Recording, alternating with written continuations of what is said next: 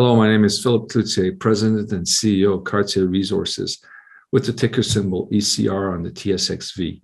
We're a gold explorer in the Abitibi Greenstone belt, the Quebec portion, and we focused on advanced exploration, projects that have ounces in the ground or delineated resources.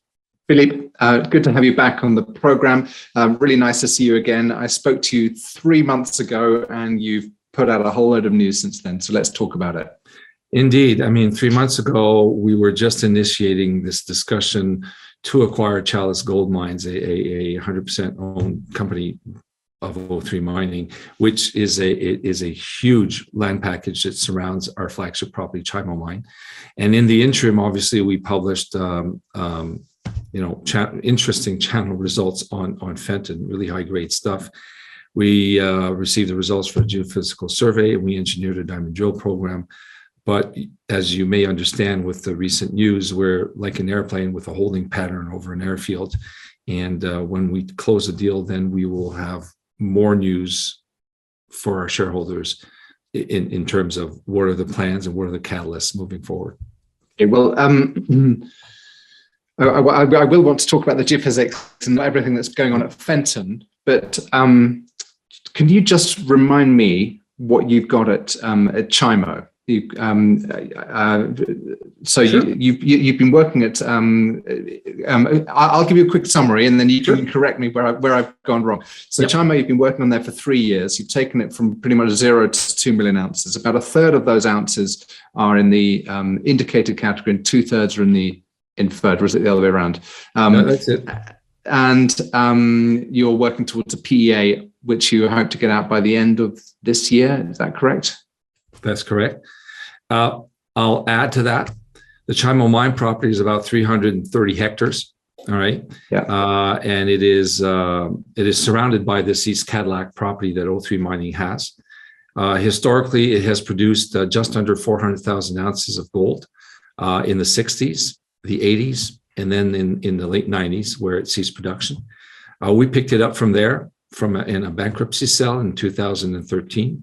Dusted it off, compiled, attracted Agnico Eagle as a strategic investor into the end of 2016. And from that point on, we embarked on a massive diamond drill program, 124 holes, 60,000 meters, and that delivered the ultimate resource that you mentioned. While doing that, there was a nice learning curve, directional drilling at depth. And we obviously understood what most geologists understand, is that geology and mineralization has no boundaries.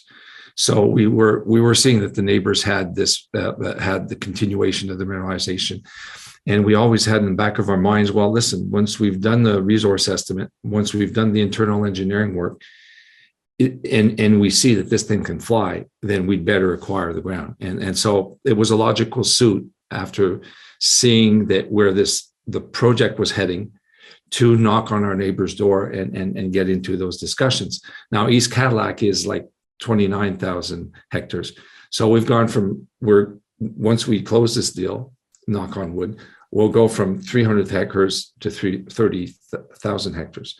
A massive land position, over 30 kilometers of the Larder Lake Cadillac fault. All right. So it's essentially a new mining district or new mining camp in the extension of the Val-d'Or mining camp. And essentially a lot of room to grow and build ounces on the prospective or grassroots side. But initially, obviously, we're going to focus on that boundary zone, a former boundary zone, and we're going to try to grow the resources. So the boundary between your property and East Cadillac? Yeah, because immediately to the east on East Cadillac, there's a deposit called Nordo East, and that has roughly a few 100,000 ounces, I think 300,000 or 400,000 ounces that were calculated, and the parameters were quite different from what we were using to do a mineral resource estimate at Chimo. So obviously one of the first steps is going to be to homogenize these two resources. When was that resource calculated? When does that work date from? It was done in 2017, amended and re-looked at in 2019. There was some new drilling that was done there. I don't believe that was added to the resource estimate. And yeah, so one of the very first steps is going to be to integrate the diamond drill data immediately surrounding that's where the highest density of drilling is, immediately surrounding the Chimo mine, and to engineer a program that will, test the immediate potential in and around the infrastructures and our current resource base. And then obviously ask some of the guys and consultants that are working with us to sort of simulate, look, if we find X amount of ounces here in this area, how does that impact the PEA? How does that impact the economics? And so we're going to be advancing, very progressively and with a view to whatever we do keeps adding value to the project. In a sense, kind of it takes you back to kind of a scoping study, or kind of not a scoping study, but kind of a reevaluation of the endowment of the project. Because one of the things I enjoyed talking to you about 3 months ago was the way that you were approaching the kind of the mineral endowment of a district, and then getting an engineering plan to review the way to kind of crack it open. And obviously, if you've suddenly expanded your portfolio or your land position or your mineral endowment, you have to think carefully before you rush down an engineering route on one little area when you've got a bigger prize out there to kind of evaluate. Absolutely. I mean, as a geologist, you understand that if we map out the risk reward of all the target zones in and around the infrastructure, and also take into account ounces found laterally versus ounces found at depth, with respect to the distance to underground workings that pre-exist, then it's not all that complex to rate, rank, and prioritize your target drilling while you're recalculating your resource base and producing a PEA. And then there's also the fact that in the late 80s, to the west, they had initiated a ramp about a kilometer away from Chimo, and they had drove it down about 500 meters to about 100-meter depth. So, some engineers or some people might start to get creative thinking. At this point, we're just walking through the due diligence process, wrapping all this together, designing a program that can be easily done within the first months from signing, and then we're gonna build a value-adding program to this thing. And presumably the rationale for O3 to completing this deal is that gives them their freedom to focus on their flagship, Marban. Yep. And they also retain a kind of a carried interest, or they become a large shareholder in Cartier, so they get the upside. And 1 + 1 of the 1 + 1 hopefully is more than 2. If it reaches 3 or 2.5 or. Yeah, very, very good point. I mean, you're introducing a new concept here, and the concept is that we're bringing in a partner, right? If you read the press release, not only where one member of their team will join our board of directors, but we're also going to have a committee built to have a strategic vision of looking forward. Now, we're also, O3 Mining is part of the Osisko group, so we now have access to a network of the Osisko group. And it does build a competitive tension into our story, because Agnico Eagle is still a large shareholder. Now, this is a new and large landholding, and it is a platform for future consolidation and growth. It is a transformative deal for sure. The O3 people, they have an expertise which will be joined to ours and Agnico's. Yeah, I mean, they've done a great job of exploring. They're no fools. They know their way around a drill rig. Absolutely. And as you say, they didn't want any cash. They took a share position in Cartier. Obviously, with the thinking that, once this ground is consolidated, there's an immediate opportunity for re-rating the share price of Cartier, and then just floating it, upwards. And so that's where they stand to gain, and with a foot in the door, just like Agnico. Tell me, what is the so in these properties, there's talk about the Castle Mine, so you've got the resource at Northwest, and then you've got the bigger 29,000 hectare package. What are the other kind of known resources within the package? Well, there's Simon West, where there was historic drilling. That's immediately west of our project. There's no resource calculation that's been done there, but there's evidence for sure that there is really high grade veins and continuation of mineralization. So we're going to see how that develops. Then there's Nordo and Nordo East that are immediately east of the block, and that's where the resources can get interesting and add to our current resource base. Mm-hmm. Just north of the Nordo deposits, there is a new discovery called the Northern Contact Zone, and that's entirely to the credit of O3 Mining that had a reconnaissance program, and they stumbled on a new zone to the north. It's too early to say how that's going to contribute right now. And then finally, about 10 kilometers to the east of the current, interest, there's a bunch of known occurrences that outcrop that were, trenched and exposed at surface.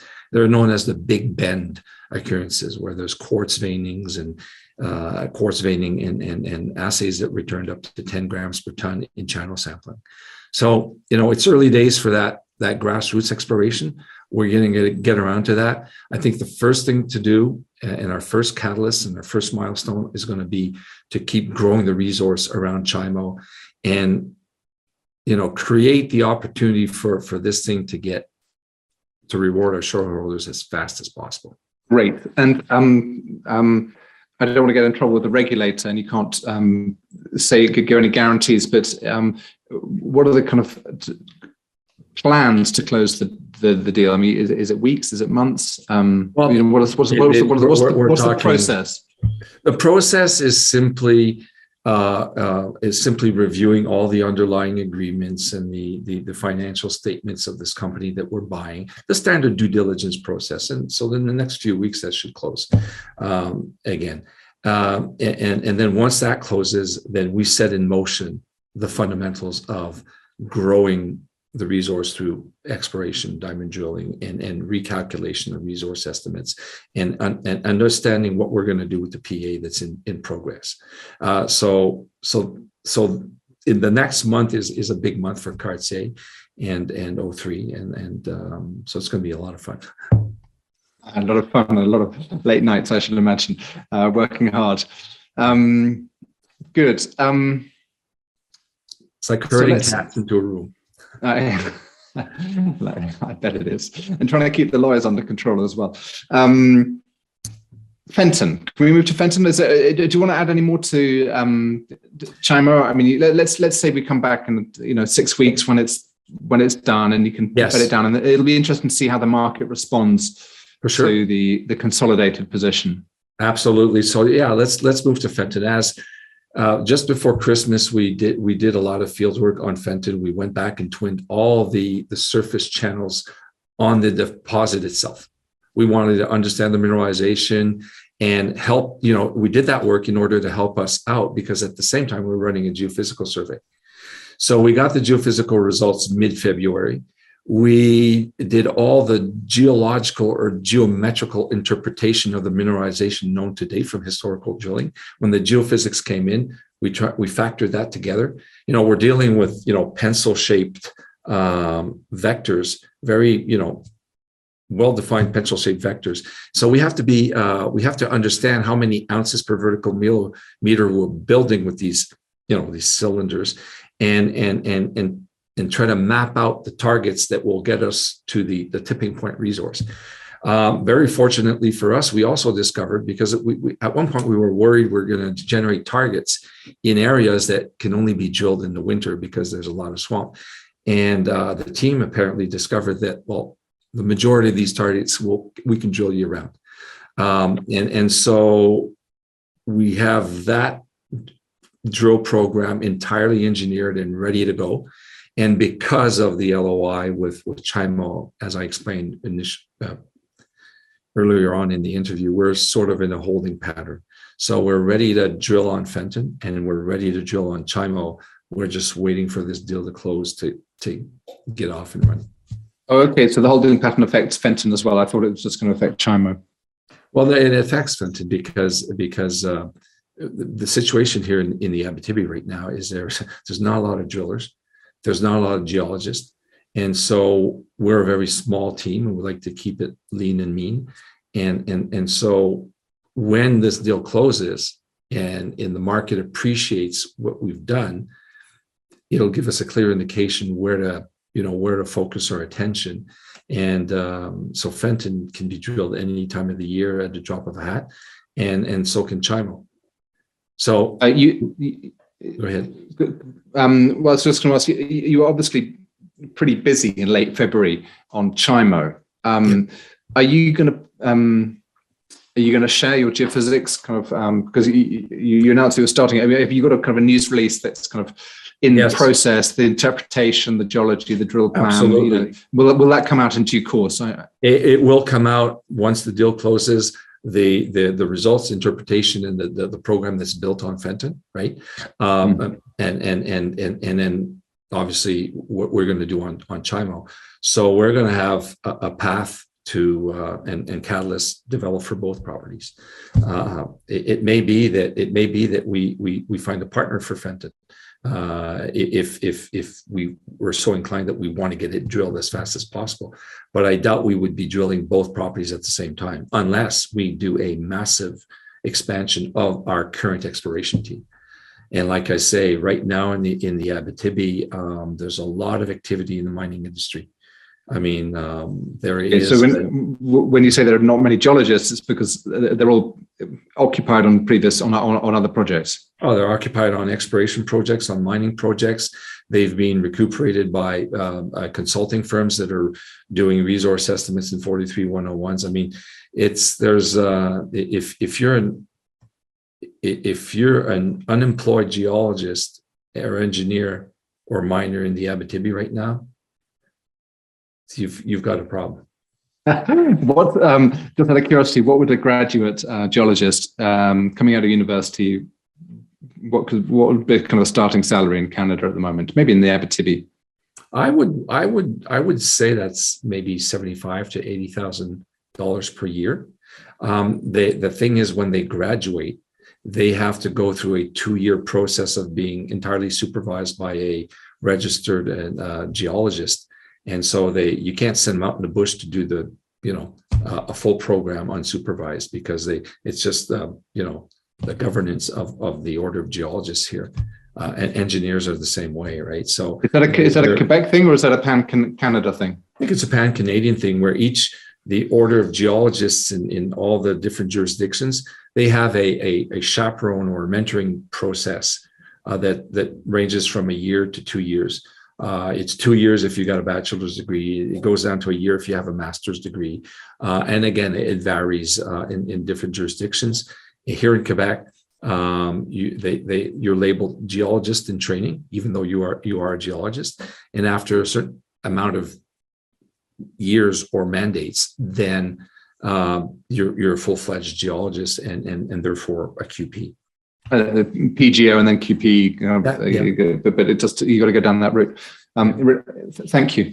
It's just a useful little bit of background. And do you see kind of geologists coming through the schools? I mean, do you see kind of the availability of? Yeah, they're recuperated quite rapidly.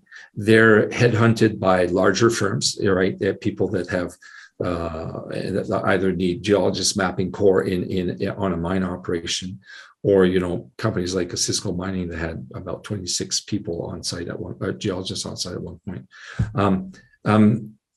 But a lot of the young geologists are graduating and then going towards more of the geotechnical or the environmental aspects. Whereas way back, like 10 or 20 years ago, they were exclusively coming to the mineral exploration domain or the mine geology approach. Now I would wager it's about half and half. So there is a challenge, not only here in Canada, but I think elsewhere, in recruiting and trying to bring people in, because then you have all the older geologists retiring as well. The old guys like us. Yeah, I'm not old enough to retire. No. I heard the starting salary for geologists in Western Australia is very high, anywhere between 120 and 180,000. Aussie. Yeah. Well, yeah, and that would obviously, I think, vary with respect to, are you doing mostly office compilation work versus being sent into the bush for 3 months, right? So there's premiums involved there. But I mean, I think a greater component of the work is always proper mentoring. If you start your career off, wrong, it's not going to get better. So I think the young geologists owe it to themselves to choose wisely when they enter the field and try to make their first initial years with serious companies that can actually have them do a whole bunch of things: compilation, reporting, logging, field work, going out there, understanding how a drill is spotted and supervised and stuff like that. So. But just to bring it back to these projects, you've got plenty of cash, so you could do 2 programs. You could drill Chimo and you could drill Fenton. Yep. Couldn't you? I mean, it's not a money thing. It's a logistical thing, because on the one hand, Chimo is highly focused. The drills aren't moving around. They're just, they're focused on building value, building resources, and on a resource-based type project, versus Fenton, where the project is more remote. Telecommunications are more difficult, and they're very short holes, like 1 to 3 to 400 meter holes. So that rig is moving around and being mobilized, and so therefore the geologist potentially has to intervene every second day to shut down a hole, move to another setup, and versus on Chimo, where it's not all that simpler anyways. Even though the drill's in one place, you're drilling a deep hole, or you don't want that hole to deviate, right? Versus on Fenton, well, just collar it and just let it go. It's two different approaches. And so it's logistically, it can be done, obviously, if you have the right amount of manpower and team to do it. And like, as I mentioned, a lot of the companies right now just simply don't have that manpower. Yeah, and interesting. Good. Well, much to look out for, really. I mean, it's funny that I don't feel that the gold market has taken off. I don't see the share prices of the junior companies running. I'm particularly sensitive to this because I work in one, and you must be the same. And I've got I follow a few junior companies, and I just see that the gold price moves, but the interest doesn't seem to be coming down to the junior resource stock. I just wonder what your feel is for the market. Okay, well, here's my feel for the market. On the one hand, I think the senior companies have to act wisely in the current geopolitical situation, right? They're coming back to jurisdictions such as Australia and North America that have high level ESG thresholds, and they're merging and they have to stick to guidance. So that's creating a vacuum, and intermediate companies are positioning themselves. And they can't go on a rampage and buy anything that they want. The junior companies are still out there looking for financing, and the situation is people no longer go out there and do 2,000 meter diamond drill programs. They go out there and they have a robust target. They're out there to generate ounces, so you're 10, 20, 30,000 meters, and those are much bigger budgets. And then obviously, there's competing interests. I mean, with what's going on right now, I suspect a lot of the uranium companies and mom and pop oil and gas things are going to get a lot of attention, and they're going to detract from what's going on here. Well, and lithium and nickel and cobalt and copper and you name it. Exactly. But I mean, the statistics still back gold as the kind of the predominant place of raising capital and the predominant allocation of capital. And therefore, I think the things that you can control, which is good technical work and a good understanding of your project, that's where we have to invest our energy and our shareholders' money. And the things that we cannot control, such as the price of gold or the market interest or impatience vis-a-vis your story, well then, I mean, so it's It's really focusing on what you can do best to ensure that you continue adding value and to continue being relevant as a company, and versus not focusing on what you cannot control. Yeah. Yeah. Can I just also take you back to one of your comments that you said that there are fewer small drill programs. There are fewer 2,000 meter drill programs. Now, I consider a big drill program to be where you've got the confidence that you've made a discovery and that you're drilling out a resource, and that the smaller drill programs are to test whether you've got a discovery or not. These are is pre-discovery work, which is higher risk, and you don't want to overcommit to it, and you want to be flexible, a bit like your drill program at Fenton. Yeah. Fenton's going to be a sizable program. Fenton would be a sizable program, not one of those grassroots programs. Okay, because you're effectively saying that it's post discovery. You're on a drill out almost. Exactly. But there are lots of companies that are pre-discovery and still testing targets, and those will be 2,000 to 5,000 meter programs. Yes, what I'm saying is, in the current environment, you have also the drilling companies and contractors, and when they're being requested to tender for contracts that are 50, 100, 200,000 meters, then it's when you send in your call for tenders for a 2,000 or 3,000 meter diamond drill program, you're falling on deaf ears, and the contractors are not to blame, because diamond drillers are also in high demand. So you may want to do that 2,000 meter diamond drill program. It may lead to a major discovery. You may have the money to do it, but you will not get the contractors to actually go out and invest and dispatch, a team of diamond drillers to go do your 2,000 meter diamond drill program. Yeah, with any drilling contract. Yeah. Any drilling contractor you speak to will say that where they make their money is when they've got the rigs turning and they're doing 100,000 meters or 50,000 meters. It's the big contracts which make them the money, and it's the small contracts which they use as kind of bait. Absolutely. Now, remember, Merlin, we shut down our Benoit diamond drill program in September of 2021. We're still waiting for some assays. The buffer zone assays. I hear other companies that they've been waiting for their assays. So the assay labs, diamond drillers, the geophysical contractors, and then also the consultants, the mineral resource estimate and PEA. There is a significant. Everybody is working night and day. Yeah, well, that's in many ways that's good. It shows that the industry is thriving. Great. And now, just as a kind of a final thought, what do you think the market is looking for from Chimo or the expanded thing? You've already got 2 million ounces at close to 3 grams a ton.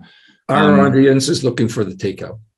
I mean, that's what we've said over and over, that we're not going to build it ourselves. So that's what they're waiting for, and so that's what we're working for. We're working for making this project, or presenting the highest value this project can offer, and now that we've consolidated, we can continue growing this thing while continue marketing it.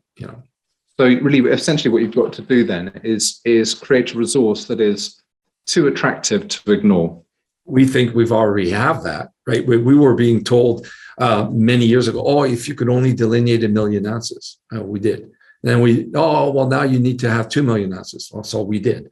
And so every time a CEO comes up with a result, people keep moving the goalposts on them. So, I mean, I don't worry about that anymore. Like I say, I don't get emotional about it. I just do what needs to be done to keep moving the project forward, keep being relevant.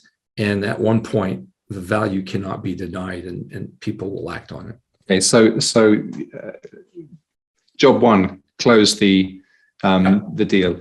Job two, kind of allocate your resources to maximize value from this new endowment, which will be the border area, and then kind of do that ranking of where your ounces come in terms of access to infrastructure, closeness to the surface, closeness to underground development, just to kind of work out. It's almost like a kind of a resource scheduling in a mine optimization plan. You just kind of work out, but on an exploration stage, kind of working out where the best value comes for. There you go.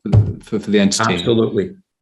And so it's real fun, because at least you're not starting from something, a situation, is this going to fly? No, this flies.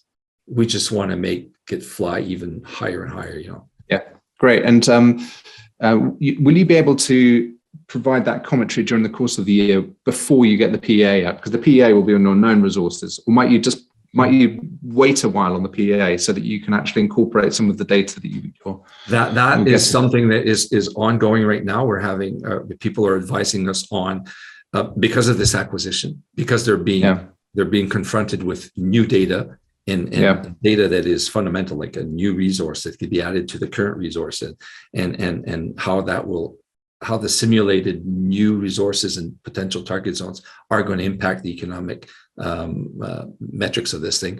We're going to be advised as to, okay, do we put out a PEA or do we delay it? Do we put out a new resource estimate, then do a PEA, then or then do we just do there's a lot of moving parts to this thing, and I'm all ears. There's a lot of people on advising us what's the best route to capture the highest value, but especially to invest the money that we have in the best possible way. We don't want to be taking 2 steps forward and 3 backwards, and then Yeah, no, understood. But so I mean, just from the outside, you've got a rising gold price environment. You're in one of the best places in the world to be doing gold mining, and I think if you explain it clearly to the market that the PEA might be later, but it's going to be a better number, I should imagine that you would be well supported by that. But who knows? No, absolutely. And people do understand that, if when you produce a number, you sometimes ironically you cap the blue sky, and people never forget that number, right? And then you can tell them all you want. Well, this is going to grow. This is going to grow, right? So I mean, we're in a situation right now where and one of the reasons we're doing this acquisition is that this continues to grow, and it just makes it better. We have no doubt that this is going to be a new mining operation in mining camp. We just have to demonstrate it and do the work to demonstrate it. Well, good luck, and I look forward to following your progress. Well, thank you very much, Merlin. Have a nice day. You too.